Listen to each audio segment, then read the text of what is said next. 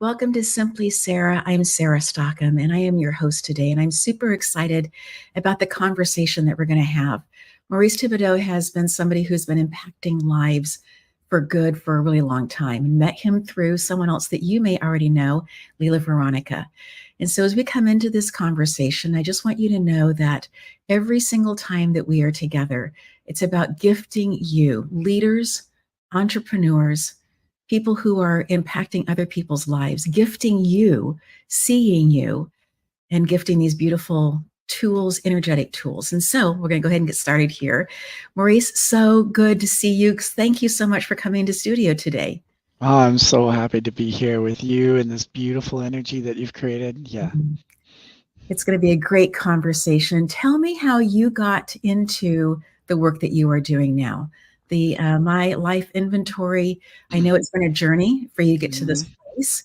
Yeah. And we're free to share some of the highlights and some of the pieces that go along with that story. Yeah, well, I'd be happy to. This has been one of those things that we built, like we built it without knowing that we were building something that would have the difference that it's made for other people's lives. So specifically, you're talking about the life inventory assessment, which is the core of what I'm doing, how I'm serving my purpose today. And that really started with this insatiable desire to live my best life. And honestly, I think in the beginning, it started from a place of fear of making the wrong choices. I really wanted to make the right choices in life. And when I was in my earliest 20s, going about, some of the big decisions that you make in your 20s. For me, one of those big decisions was whether or not I was going to get married to this young woman I'd been dating for 4 years. And in going through that, I started to pick up, like, okay, how do we make these decisions? Like, what goes into it? And my early influences were, what are the best businesses in the world doing? The companies that are built to last, how do they make their decisions? And it's like, oh, values based. Like, what are your most important values? Are they stated? Okay, got it. Purpose based. Like, what is the vision of where we're going, and is that aligned? Can we rally around that? And I was taking those principles and then applying it to this really, really big decision, scary decision. I know it's not maybe the most romantic way. I'm feeling myself get red as I talk about it, but it was like, I nerded out. I went to like mental on like my mind of like intellectually, what do I do to try to find my direction right now? And so I defined my values, and I thought about her and her values, and I created a mind map around that. And I gave myself a deadline, and I also planned our first retreat. And that was the visioning part. Like I'd been doing some of this work through my own right individual influences. And then we planned this couples retreat, and we got there. It was a bed and breakfast in the middle of nowhere. And I gave Tracy my workbook. I said, okay, it's Friday. You go in that room, and I'm going to be over here. And part of it was like blue sky. Like, what's your vision of the life you want to live? Yeah. And she did that, and I did that, and then we did our values, and then we put it together. Yes. And that was the beginning of what I did decide to ask that girl to marry me, and she did say yes. Yes. And so we're 22 years now into it, and we have not missed one of those retreats every year. That's so good.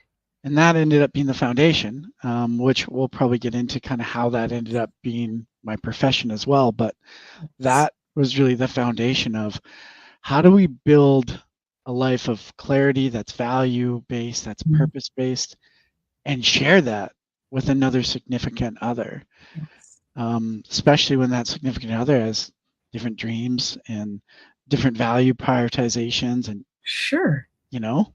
Yeah. Yes. So, Yes. There's a fascinating book called His Needs, Her Needs. And it says that we have, this is their takeaway, that we, men and women, have the same 5 needs. We just order them differently.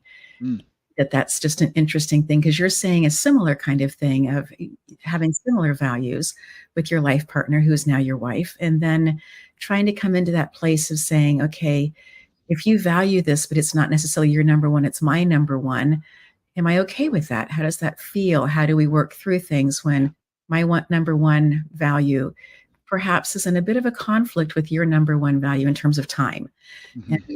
coming to decisions and places of answering that? This is such a powerful conversation. So, how did you then move that beautiful weekend away into a business then where you are helping other people really do the deep work of discovering what they value? You know, our values come from so often the people that we've been living with, our parents, our extended family, the community that we live in, the television shows that we watch. All of those things are feeding us, telling us what they think our values should be. And yet we are all individuals and we all get to choose our own values. And so, how did you get into the work that you're doing now? Yeah. So what happened was 6 years ago, when I was going through, really for the first time that in my adult life, I had a wonderful corporate career. I was doing things that aligned with my values and gifts. But for the year before I left, I was starting to feel out of alignment. I was Mhm. starting to feel incongruent. There were some things missing. And I have even more clarity on it now, but I had enough clarity then to realize, ah, I'm inauthentic to all the work that I've been doing, Mm. and to the people that I'd recruited in the company too, to say, hey, like, this is about work is about way more than paying the bills. We got to love what we do. Yes. And I was starting to fall out of love with what I was doing. And there was a bigger calling. There was like something like, hey, like, Something more. I think I've got a bigger game to play here. And I didn't know what that was, Mhm. but I heard it loud enough, and I had been on the foundation of this work, and to be able to identify that incongruence, I was Yes. able to. So I tried to work with it within the company, and then Yes. like, no, one day I was like, a really heart-based decision.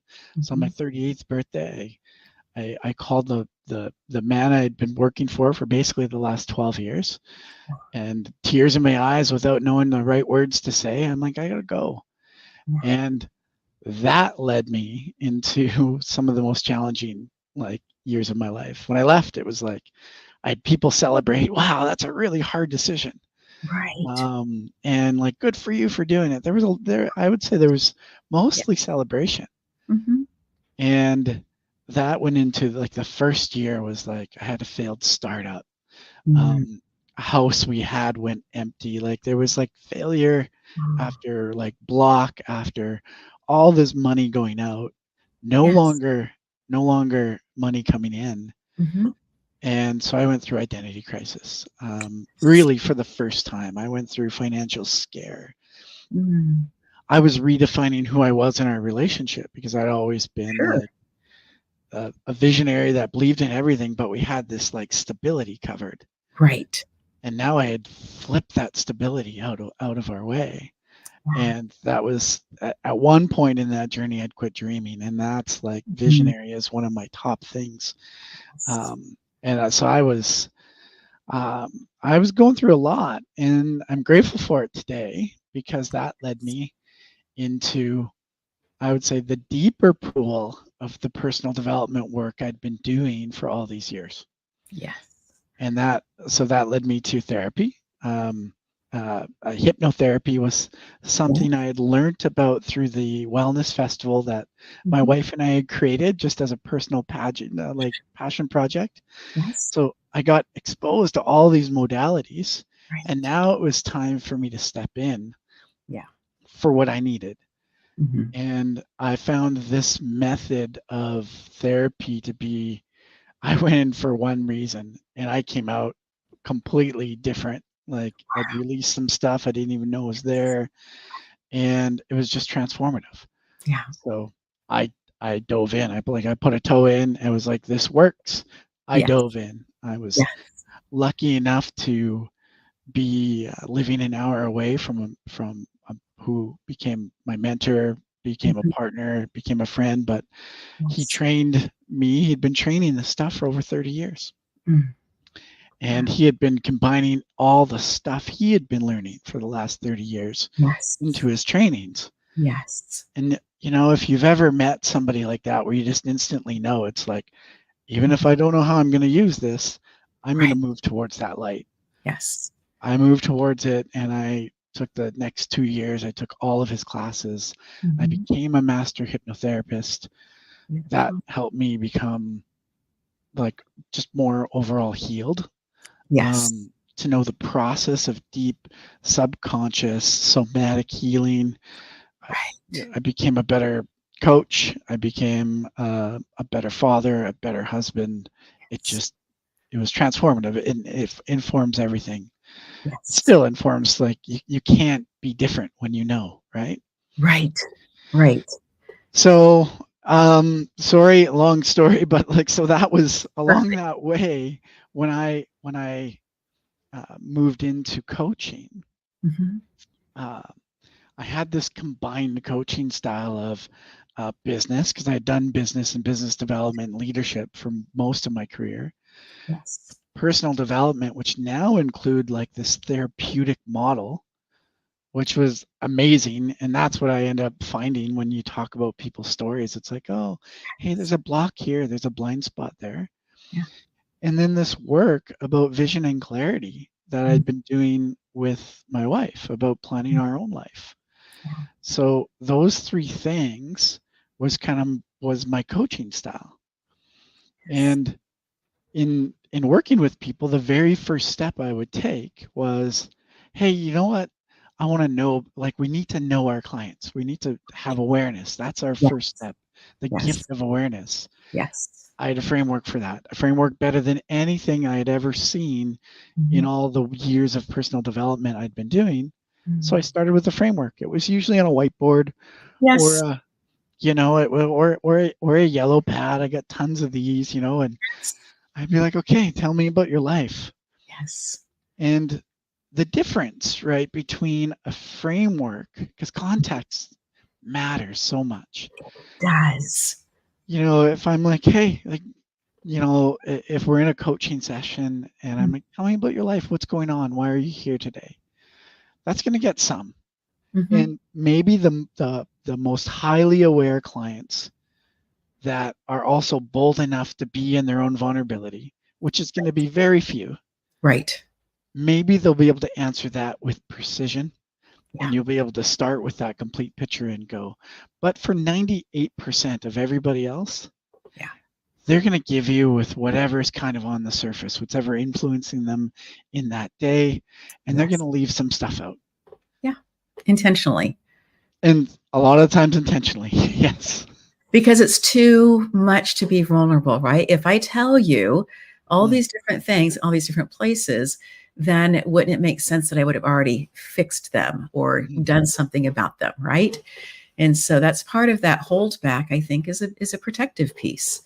And I love that you have a framework that helps people move past that into a place that's safe to be able to look at things. And I love that you use the word awareness because it's not judgment. When you are coming in to work to come alongside somebody and you know that you can be of service and they choose you in that space, magic happens Yes. as long as there is no judgment. Yes. Yes. That, well, like, I use words like radical. So it's like, Mhm. when I'm talking about what we do is we help people come into radical awareness, which is step one of any transformation. Yes. Radical awareness of where they are, and you nailed it with that can't happen unless we create safe space. Right. And we create safe space with curiosity and compassion. Yes. You can't be in judgment when we're in curiosity and compassion. And when someone knows that that's okay, Yes. then it's like, hey, it's safe to step in. It's safe to tell my story. It's Yeah. safe to be seen. Right. that rapport begins to be built. And once you build that rapport, then the deeper you can go. The more rapport that's there, the deeper the work can be, and the faster it'll go as well. Yes. Yeah. And that's the beauty of a framework versus, you know, if I say, hey, tell me how you're feeling about this area of your life. Now that's a layer deeper. Right. Right. And it's like, okay, what are the thoughts, right, that you have when you think about, your love life? What are the thoughts that come through? Hey, do you notice the tone in your voice when you hear those thoughts? What's the tone of your voice with that? Yes. Okay. And now we're just talking about your love life. Let's talk about the other things around it. How Exactly. capable do you feel to Yes. enact your ideal vision? Hey, wait a second. Do you have an ideal vision for the love life that you want to live? Exactly. So Yes. this was and to be able to use the context of any one of the roles we play in our lives, and we Right. measure 13, to have that contextual clarity, and to be able to explore one with curiosity and compassion, just one at a time. Yes. With those well-being measures is what we call them. Then Yes. it's like, okay, the work actually becomes so much more, I'll say, straightforward, because a lot of times it's not simple. We're complex Right. beings, and we can know what to do and not know what's in them. But the work becomes straightforward, and I would say accessible, like really accessible. I love that. We're going to take a quick break. We will be right back. Okay.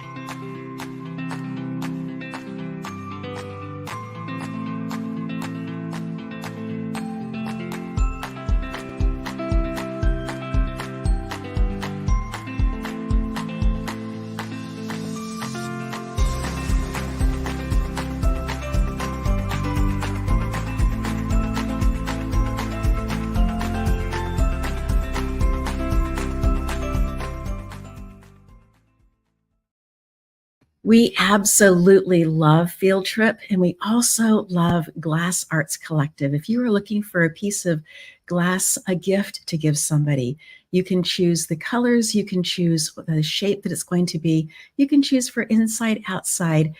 Glass Arts Collective has an incredible number of pieces that are available for you for sale right now. And in this place of having this conversation with Maurice, we are really enjoying being able to have a deeper understanding of what it means to go into a place of working with a mentor, and whether the person who's listening in the audience, whether you are in the place of being a mentor and or that you are being mentored. And I really encourage people to be doing both, right? Yes. Reaching up and being and learning, and then also pulling people along as well, to be doing all of it together. So in this place, I would love for you to share more about what you have discovered using a framework, building this place of rapport, and being able to do the work together. Yeah, for sure. So, we were talking about the value of radical awareness. Yes. Always with curiosity and compassion. Mm-hmm.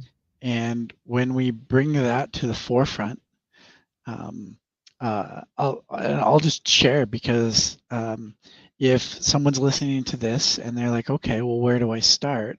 I want to share some of the pillars. Maybe that will be Love that. Yes, maybe that'd be that will be very useful. helpful. So first of all, like, context matters. So like, break down the element of your life that you're looking at. So like, I find, as an example, relationships, that's too broad. As like a lot of the assessments that I've looked at, they'll have wealth, relationships, and something else, and it's like, it's too broad. Yes. Who you are as a partner in your love relationship, who you are as a parent, is Yes. a way different relationship. Who you are as a friend, and who you are to your family as a family member, as an uncle, those are all different segments of relationships. So context matters. So the first is, decide what's the segment of your life, the role that you play in your life, that you want to look at, that you want to and just look at that one at a time. So focus on that. And then these same questions apply for for any one of them. They're universal. So the first is vision. Ask you, like, do you have a clear vision of what you want? And if you're not sure, what a wonderful time to start and write it out. Yes. And you're the editor all the time. So Oh, if it's not quite right, because you get feedback from living the vision you thought, then you yeah. change it and you live it till it works and then you change it again. Like that's our life. Yes. So vision, what's your ideal vision right now? Mm, And then you can compare that to where you are and yes. then you can start to adjust. The next one is capability. Mm, When you look at that vision, say, how capable am I to mhm. enact that vision right now? And not just within your own resources. Do you have, right, the resources around you, the mentors, Access. the access, right? And if there's stuff missing, then Yeah. what you don't have to say, okay, so therefore it can't come true. So Right. we get our whole lifeline to figure this out. So it's like, what's my next step? If I'm lacking in some capability, Mhm. what's my very next step? Who could I talk to that has already done it? So yeah, that's capability. Next, and this is a big one. I actually usually start with it. It's like when you grab that life category, ask, how am I feeling? What are Mm, the emotions that come up when I think about this? When I mm, feel into this? This one's often missed because we're often not taught, right? Like we feel and then we got to think our way through it. To yeah. really try to identify, and this is the one that usually needs the most help. This is where a coach or a therapist or somebody can help. Yeah. The tool that we've created helps someone express how they're feeling. Like Mm, takes the score, because mm, everyone can score things. Then it right. says, hey, you scored a 4 out of 10. So that commonly feels like this. And we've got a whole bunch of words that Beautiful. commonly feels like I'm really frustrated or I'm feeling hopeless right now or I'm feeling, and then I'll have a client like read through it and sometimes they'll hit, right? Yes. They'll hit the word and then you'll see, right, their body change. And Yes. that's the that's the beauty of awareness. That's Mhm. expression. They're Yes. like the tool we've created, it's an expression tool to help Mm, people describe what's happening inside with all these contacts. So it's like, how are you feeling? Get really, really clear on your current emotional state. mm, And then there's a whole body of work around that. So sure. if you're feeling hopeless, well, why is that? Where does that come from? Like there's a whole body of work around that. Um, but in that emotional one, how do you want to feel? Mhm. So if you're not feeling the way you wish you were, how do you want to feel? And just like capability, what could you do today? Yes. The In this. very next step in this moment to Yes. start feeling that way already. Right. You don't have to wait till you're financially free. You don't have to wait till you have the love relationship of your right dreams. If those things aren't present in your life today, that's fine. Mhm. What's your next step Yeah. to move from hopelessness to hope? Oh, well, maybe it's to create a vision because you didn't have one. Right. Whatever that next step is. The other two is to pay attention to your time alignment. Mm, Um, Usually, like these are all connected. These gauge, like I call them the gauges of life. Like they tell a story together. It's like, oh, is your time that you're investing in this area, mhm. is it aligned for what you want for Right. your age and stage? And if it's not, then let's look at why. Usually it's like, it's not just as simple as, yeah, I should be spending more time on finances. Why haven't Right. I done that? I should be working out. Great. Let's just acknowledge what it is, Yeah. but it's probably going to be in the emotional category about why you're not doing it. Right. And then the final one that we measure is presence. Yeah. So that's your engagement. That's your level of engagement. So when you're in any of these, and again, measured by category. Yes. When you're in your love life, how engaged are you? How present are you? Yes. How aware. How aware are you? Are you all the way in? Are you paying attention? Yeah. This is where it's quality over quantity. Hmm. And if that engagement's off, that's usually, again, more of a symptom. It's like Right. there's a reason behind that. So that's great. Let's just follow the clue Yes. towards what that insight is telling so we can put the very next actions. We call them the next responsible actions to Mhm. your fulfillment, to your happiness.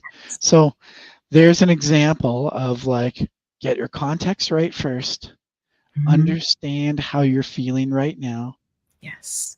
take the other clues around it, right? Your time, your capability, your presence, and then create Mhm. responsible actions on taking the next step. You do that and just repeat. Um, next thing you know, you're living the vision that you created. I'm just soaking this in because it's just so good.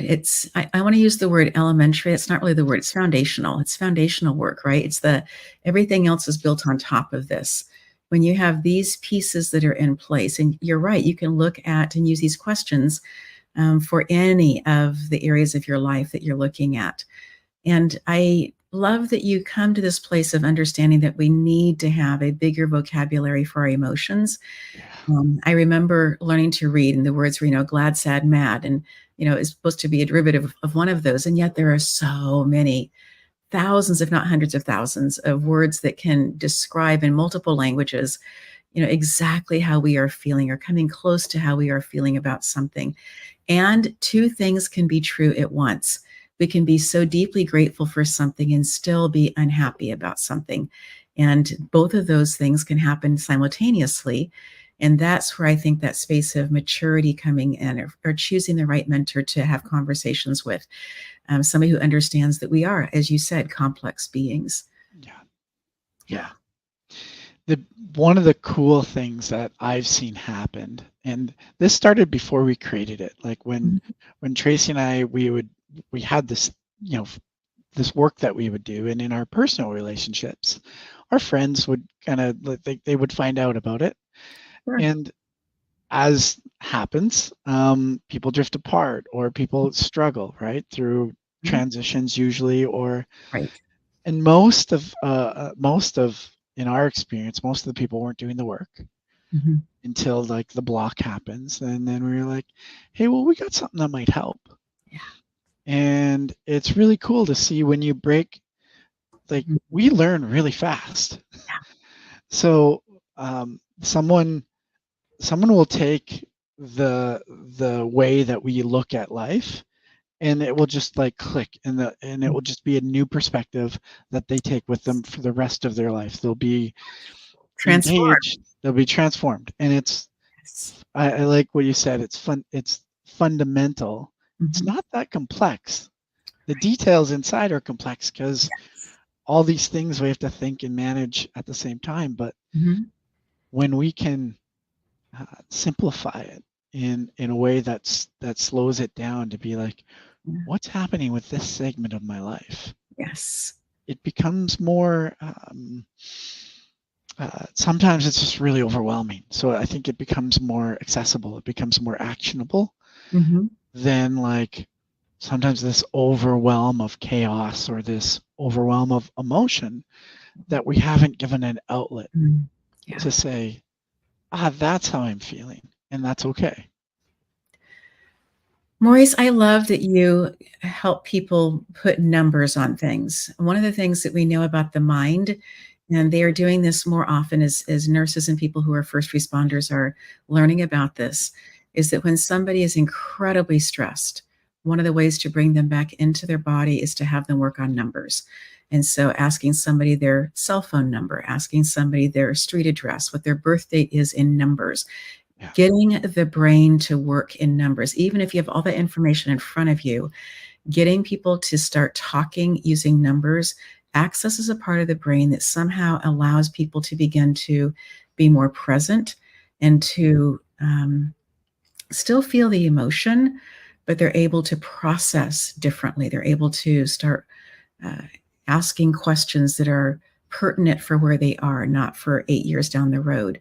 So I really appreciate that the work that you do has people looking at, choose the number of where you are, and then saying, well, if this is your number, it could possibly be that maybe you're feeling some of these emotions. And if it's not these, one of my favorites is word hippo, put in the word and then Mhm. what else could it be? What else, kind of drilling down on finding the actual word. In French, the word is mot, the word that actually is what you're looking for to be able to describe where you are. Not that that's the end all, but there is something inside of this space of who we are as humans that when we are able to clearly identify, it changes who we are and where we are. And you talked about that with the point of vision, right? Mm-hmm. When we're able to clearly identify, knowing that we can change that. When we have this emotion, we can clearly identify it, knowing that we don't need to be inside of this emotion 15 minutes from now. But being able to identify that. And sometimes it's easier for us to identify for others than it is for us to identify for ourselves. Can you speak into that a little bit? Yeah, for sure. Well, when we're in it, unless we slow down, right? Like we're already in that stress response. Yeah. So what the framework, which is really what a great coach or a therapist is doing anyway, Right. or a good friend, Yes. is like, okay, well, let's slow down and allow the person to get it out, and then to ask those beautiful questions like, oh, well, what's important about that? Yeah. The cool, and you touched on it, the cool thing about emotion, it's like it's very temporary. Yes. It's really important. It usually has some wisdom and some messages, but it's Yes. super temporary. But if we don't give it an outlet to be expressed or to be felt, it gets stuck and it just builds up. It just builds up. Yes. But if we can give it that outlet Mhm. without judgment and Yes. without attachment that it's going to stay there forever, Right. with Right. curiosity and with acceptance and with compassion, and it's like, Mhm. I'm feeling this right now, and your body gets to feel it. If you're really lucky, you'll cry, Right. and that's the sweet medicine of the soul, Yes. releasing what it needed to release so you can come back into balance. Yeah. All tears carry toxins. Yeah. And so being able to release those is such an important and a powerful thing. I think also not just for ourselves, if we're having a hard time looking at our own life, but looking at the lives of the people that we are walking life with and noticing what they giggle and laugh about. I mean, what do they throw their head back just in, big laughter? And I say this because I believe that our emotions help us know what we value. And today, earlier there was an interchange between my husband sharing a story about when I have bad dreams, the sounds that I make that are apparently pretty funny, and sharing this story with my mom. And my mom throws her head back in laughter. But the point that she laughs the hardest and the point that she is the most present in this storytelling is when my husband says, and if I just put my arm gently, his hand gently on my arm, that takes care of everything for me, that I move into a place of everything as well, right? Mm-hmm. And her response to that sharing of that story just again tells me how much she values people who are in harmony, people who understand each other, who are walking life together, who are in it for the long road. Rather than ruptured relationships, rather than just saying, okay, this doesn't make sense. And, Sarah makes noises when she has bad dreams and that kind of thing. And so I think that when we start to look at, I'm just using that story as looking at how other people react. And if you look at emotions as being signals to things that we believe or things that we value, it gives me an opportunity to decide, do I really value that? Is that true today? Because as you shared earlier, Maurice, we are beings that are able to change. We have this beautiful opportunity that's called life, and even if we choose to not change, we're still going to be changing because circumstances around us are going to be changing, and we have to adapt to those things. Yeah, beautifully said. Mm. In my mind, as you're talking, it's like our job, right? It's like we Yes. take these signals, Mm-hmm. and there's lots of them coming at us. We take those signals and we sense make out of them. Mm-hmm. And when we're making sense of them and then creating how we react, Yes. when we can do that inside of a clear value system, Yes. inside of a clear and powerful vision of Mm-hmm. what we want, then that sense making, like the signal process of like, here Yeah. it comes, and the transition into how we apply that to our lives, it Yes. becomes more graceful. It becomes more harmonious. It's Hmm. faster. We get stuck less. Um, Yes. it doesn't mean we don't feel. It doesn't mean that crap doesn't happen in our lives. It Right. doesn't mean any of those things. Yes. Yes. But we're built as these ultimate adaptable, Hmm. beings, Yeah. and we get to think about all of these roles we play now, Yes. and it can be really overwhelming. And I think we're kind of I think we're getting better at it, and the materials we have now, and the access to information and people, like, I know we're getting better at it, and I'm excited to see, as we evolve, to see where that goes. Like, I watch my daughters and the way they communicate, and Yes. how we've communicated as a household with them growing up. There's even a difference between the oldest and the next two as we've evolved. It's Yes. there. Like the way they argue with their friends, I'm just like in awe. I'm like, there's no way we were having those types of conversations when we were teenagers. Right. So it's pretty exciting to see them working it out in this, still, I was gonna say with immaturity, but Mm. one of my daughters, she's 14 and she's a master at it. Yes. Yeah. Yes. I think one of the gifts that we as parents can give, using an old proverb by Solomon, train up a child in the way that they should go, and when they are old, they'll not depart from it. And it really means the old translation of it is, adults, you're the adults.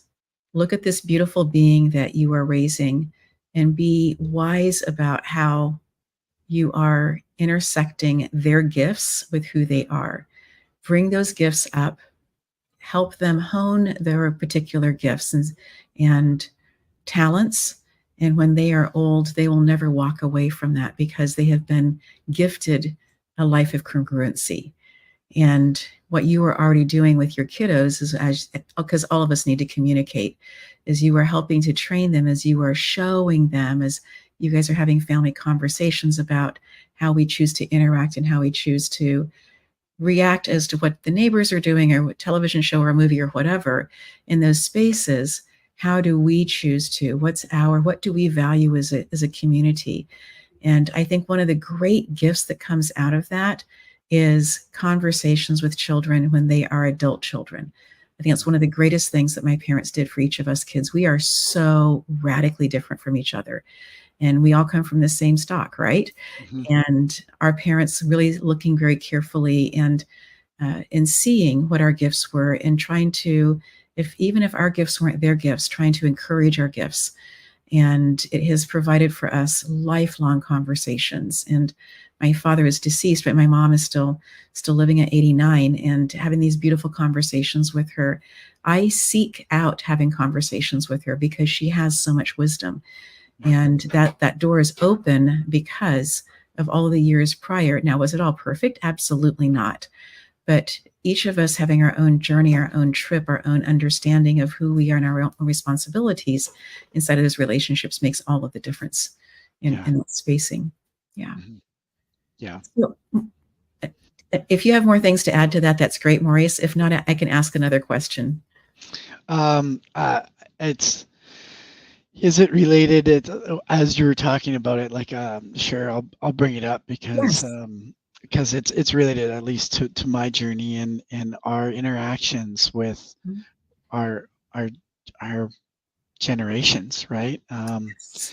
So a significant point also it's related to like how I got to where I got. So my core work is in the life inventory assessment. Now I'm teaching coaches how to use it and bringing that work into the world. Um, but part of when I decided that, okay, like stepping out of the business world that I've been into so long and into this other realm of Yes. therapy and personal development and coaching, it's Yes. like that was a chasm that I crossed from a personal preference and passion to Right. like hey, I have something to contribute here.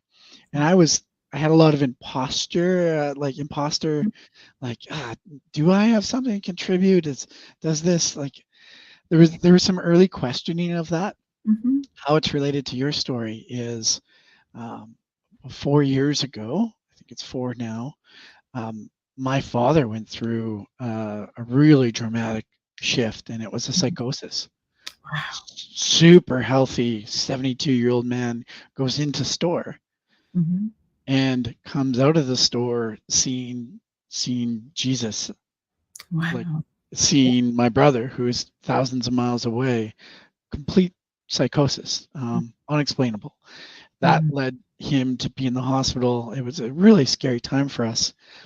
Um, he was in the hospital for over 30 days. I spent a ton of time with him while I was there. Flew down, and what I realized in that time, when we're called to use whatever gifts we have, whether we think we have them or not, and we're like in a family situation like that, when we're called, Yeah. and it was like this wellness festival that my wife and I had Yes. been planning, I used so many modalities Yes. that I wasn't an expert in, but I knew enough, and I had been the student for a long time, where it's like, okay, all right, Dad, you're going to learn to walk again. Yeah. Physically, he could walk, but his mind was so distracted Yes. so it's like used some of the somatic training. I Right. got to go through my dad's entire junk drawer, Mm. and we had a relationship, fortunately, that was comfortable enough. But so, like the hypnotherapy, like we went through Yes. every single like thing that he needed to forgive himself for, Yeah. that he needed to forgive others for. We went through his purpose. We did it all in the span of that time. And so it just reminds me, when we talk about our Mm-hmm. parents and their wisdom, and one of the Yes. most beautiful things that came from his psychosis was, and I actually have a T-shirt. He's like, he came out being like, he went in being super quiet, Mm-hmm. thinking, and I didn't realize the depth of this, but thinking, I'm not smart enough to really contribute to Mm. most of the conversations around me. He's not an Wow. educated man. He would lose his words. Uh-huh. He was just stayed in. Mm-hmm. Whatever happened in his brain, he's like, he wouldn't stop talking. Amazing. And he would say, you know what, I'm smarter than you think, and he would smile his little bit kind of fun, devious smile. And he would talk to everyone. He was telling the doctors how to do their jobs, the nurses what was going on. And, we had to get him back grounded a little bit, but that was a component that was a Yeah. gift. It was a Wow. gift to one of his blocks, one of his self-limiting beliefs that we were able to highlight, and he was able to crush through.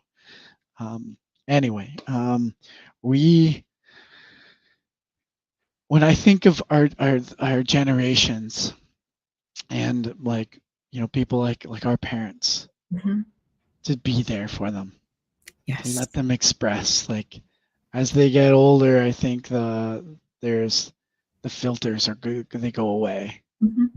and they deserve that freedom. They deserve, and the world deserves their wisdom. So Yes. sorry, that was kind of a Uh, uh, down the Maureen, trotted road with that one, but I'm so glad you shared that because one of the pieces that I keep hearing in conversations, especially as the energy has been changing in the last 4 to 6 years, there's just been so much that's been happening.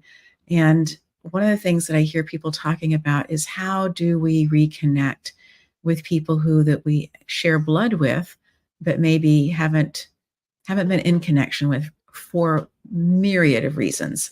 mm, And how do we come into those spaces? And I love how you talked about sharing your gifts, whether or not your parents ever said or your dad ever said to you, so glad that you have these incredible gifts. Thank you for using them with me. I don't ever expect to hear that. mm, I'm not waiting to hear that from my mom. I've been trained in Reiki, and I've written books on it. And each time I publish, I give her a copy, a signed copy, and she'll very diligently read, and Hmm. then she'll come back and say, I just don't think that I understand it. Hmm. And so can I do Reiki on you? Well, I just don't really understand it. And in the beginning, that was hurtful for me. And now I'm like, oh, no, no, no. This is just part of the process. I needed to temper where I was. And this is part of my own personal journey of tempering, right? Of Yep. being available, of being aware. But servants don't have to assert themselves. Yeah. They can be there fully trained and aware and waiting for the perfect timing. And what I'm hearing you share is this incredible space, Maurice, of your dad in need and you showing up and saying, I'm going to use it all.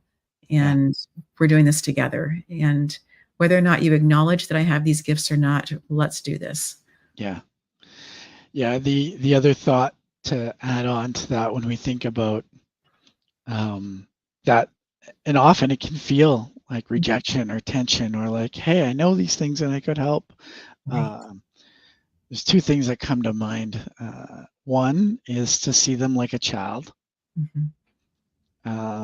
I find that in family relationships, I'll often find I'll see it on a person's life map.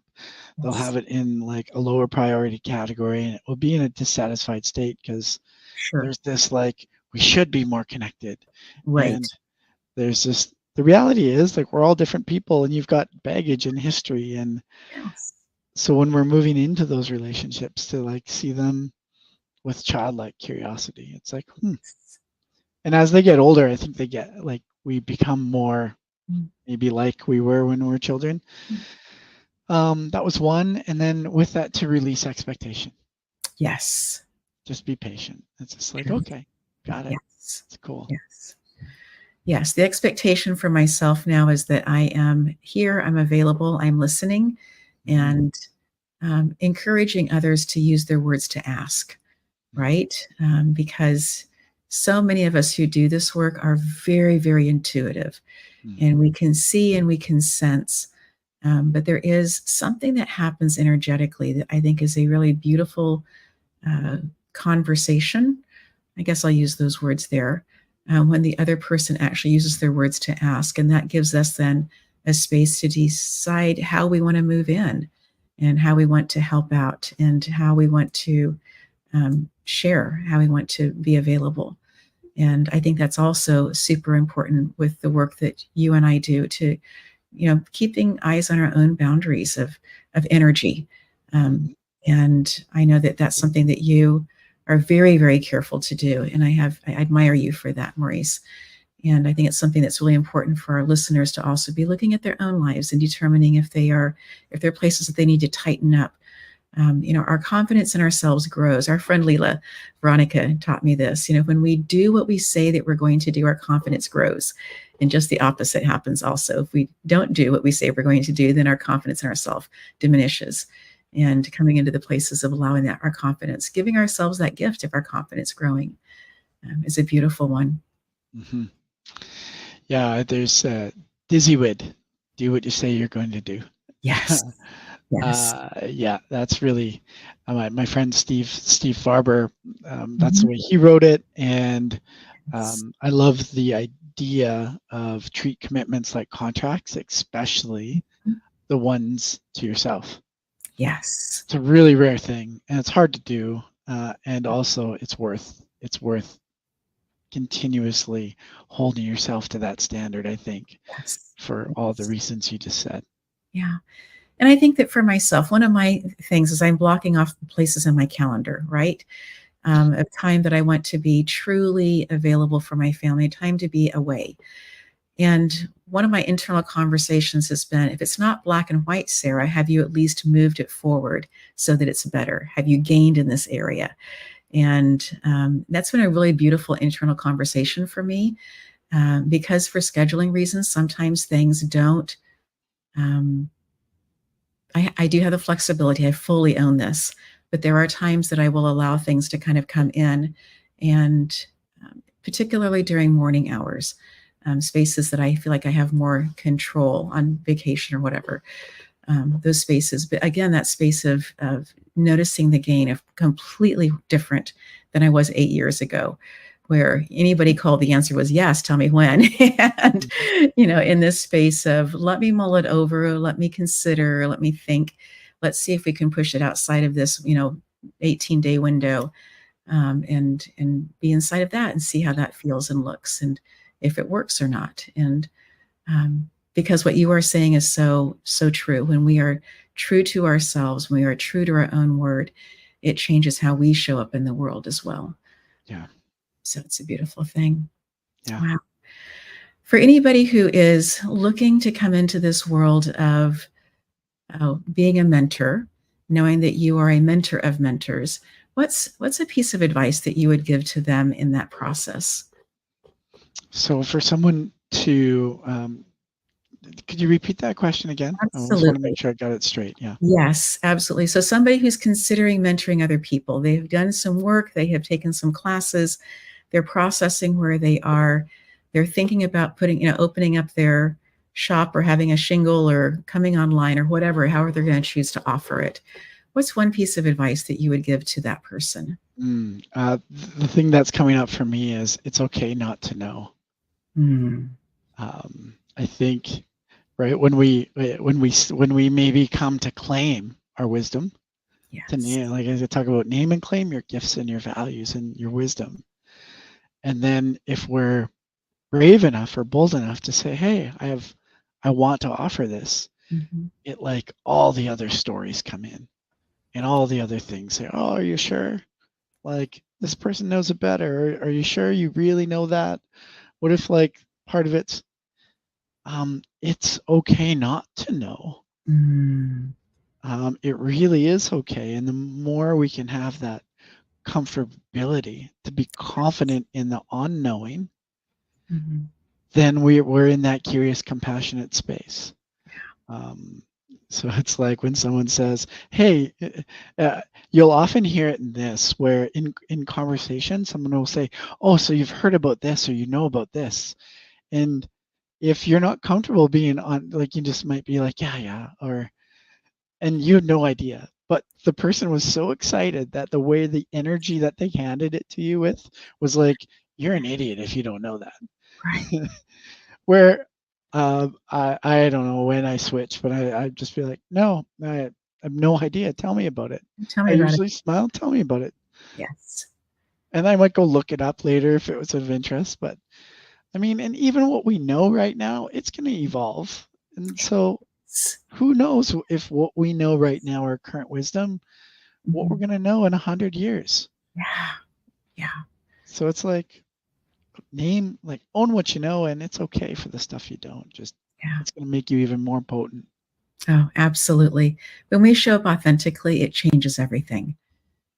It truly changes everything. It forces other people to treat us differently, and it causes them to look at themselves. And sometimes they're not very comfortable with that. So I do put that in as a caveat of just be aware if you get some responses back on that. Maurice, are there things that you want to reiterate that you want our listeners to walk away with going, yes, I'm gonna mull that over, think about that more? Are there things that you would like for them to, tidbits that you want to reiterate? I want to share a quote that I just learned from a call yesterday about what we were just talking about, and that is that when the master quits becoming the student, they no longer are the master. It's like that kind of that it's okay not to know. In addition to that is step number one of any type of transformation, of any type of change to more fulfillment, more happiness, is radical awareness. Move towards that radical awareness with curiosity, with compassion. You do that and trust yourself through that process. And I believe that you'll live a really, really full life, with yourself in the driver's seat, with yourself making those decisions. And if it's of interest, if you want a framework that will help you do that, by all means, I would love you to experience the framework that we've created. And I've outlined a lot of the fundamentals in this thing. So beautiful. Like, you can do it old school, right, with a pad and paper. You can. What's my vision, right? Like, yes. Yeah. That's beautiful. Maurice, you have given us such beautiful energetic tools. And in the show notes will be more information about how to get a hold of you for people who do want to further the conversation. So I thank you so much. Thank you. This was a blessed conversation, talking about the real stuff. So thank you. Absolutely. Absolutely. And to our audience, thank you so much for being on this adventure with us, for learning, for choosing to take in the tools that you are ready for right now. One of the things that we always do before we come on air is to take a minute to center ourselves. And part of my ask every single time is that the words that we share, the concepts, the tools, the energetic ideas that we share would be ones that you are ready to hear and ones that you are ready to take into your life. So until next time, have an amazing day.